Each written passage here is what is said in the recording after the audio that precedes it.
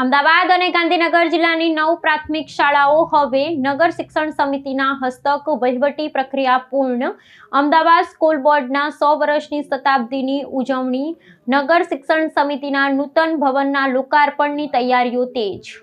ખાસ તો આપણા જે ગુજરાત રાજ્યના માન્ય મુખ્યમંત્રી ભૂપેન્દ્રભાઈ પટેલ સાહેબના નેતૃત્વમાં અત્યારે શિક્ષણની અંદર ખૂબ જ મોટું આમૂલ પરિવર્તન આવેલું છે.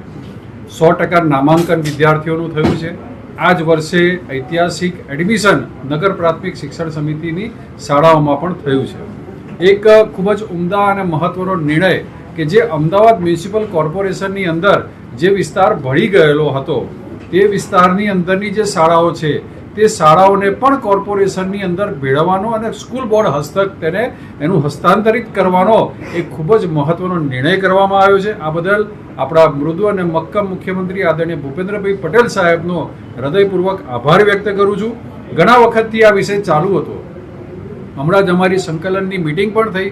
એ સંકલનની મિટિંગમાં પણ મેયરશ્રી અને સૌની અધ્યક્ષતામાં જે બી સૂચન કરવામાં આવ્યું હતું તેમાં પણ આ કામ લેવામાં આવ્યું હતું અને તેનો ત્વરિત અમલ રાજ્ય સરકારમાંથી થયો છે. મને જણાવતા આનંદ થાય છે કે અમદાવાદ જિલ્લા પંચાયત હસ્તકની 6 પ્રાથમિક શાળા, ગુમા પ્રાથમિક શાળા, બોપલ પ્રાથમિક શાળા, કઠવાડા પ્રાથમિક શાળા, BL મહેતા કઠવાડા મેજ પ્રાથમિક શાળા, ઝવેરી ડેરી ફાર્મ પ્રાથમિક શાળા અને હુડકો પ્રાથમિક શાળા, આ 6 શાળા અમદાવાદ જિલ્લા પંચાયત હસ્તક હતી.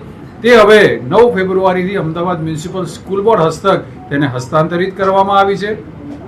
અને ગાંધીનગર જિલ્લા પંચાયતની 3 પ્રાથમિક શાળા, ચિલોડા બારૈયા કુમાર પ્રાથમિક શાળા, ચિલોડા બારૈયા કન્યા પ્રાથમિક શાળા અને ગોપાલનગર પ્રાથમિક શાળા એમ કુલ 9 જેટલી પ્રાથમિક શાળાઓને આપણા અમદાવાદ કોર્પોરેશન અને સ્કૂલ બોર્ડ હસ્તાંતરિત કરવામાં આવી છે. વિદ્યાર્થીઓને જે અમદાવાદ મ્યુનિસિપલ કોર્પોરેશન અને જે સ્કૂલ બોર્ડ અંતર્ગત જે કંઈ બી પ્રવૃત્તિઓ થતી હોય છે, જે પ્રકારની વ્યવસ્થાઓ, ટેકનોલોજીયુક્ત શિક્ષણ, ગુણવત્તાયુક્ત શિક્ષણ, સુવિધાયુક્ત શિક્ષણ અને તેની સાથે બીજી જે કંઈ બી ફેસિલિટી આપવામાં આવી છે તે વિદ્યાર્થીઓને તે પણ આગામી સમયમાં આપવામાં આવનાર છે. આ ખૂબ જ મોટો ઐતિહાસિક નિર્ણય છે. તેના માટે આપણા કોર્પોરેશનના મેયરશ્રી, તેમના પદાધિકારીશ્રીઓ, આપણા મૃદુ અને મક્કમ મુખ્યમંત્રી આદરણીય ભૂપેન્દ્રભાઈ પટેલ સાહેબનો હું હૃદયપૂર્વક આભાર વ્યક્ત કરું છું.